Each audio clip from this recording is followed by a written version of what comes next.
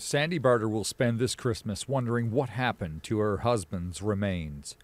Doug Barter was 52 when he died in June, following a battle with cancer.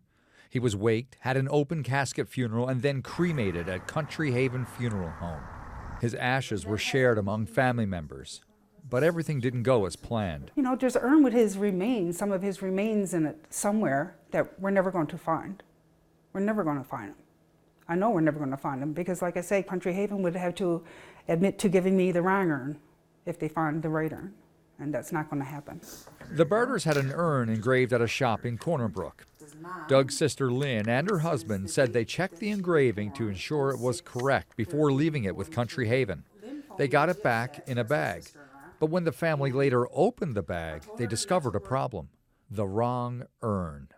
This one instead engraved with the word Mom and the birth and death date of a stranger. You know, it didn't have to come to this. Originally, Country Haven just had to take that urn back and give me the proper urn with Doug's ashes, and everything would have been fine. Sorry.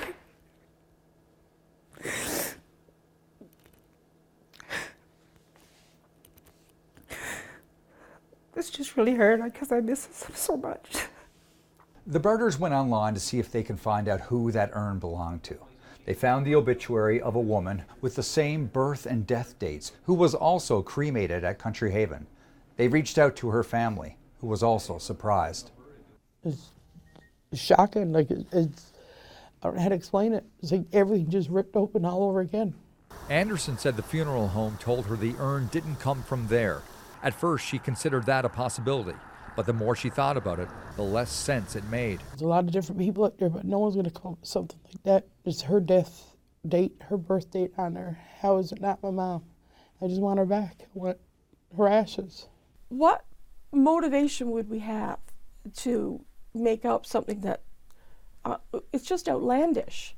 You know, how would I ever have picked up an urn from 2018 with the remains of a woman I don't know and somehow given it to them?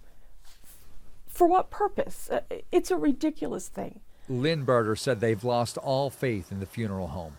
He was only 52, my baby brother. There's no way he should have been dead.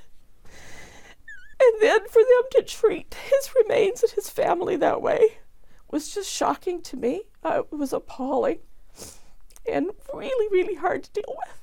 Country Haven Funeral Home would not do an interview at this time. In an email to CBC News, owner Dwayne Parsons says he disputes the Barters' claims. The family has hired a lawyer and also filed a complaint with the Provincial Licensing Board for Funeral Homes. An official there wouldn't comment, only saying they are looking into what happened. Troy Turner, CBC News, Corner Brook.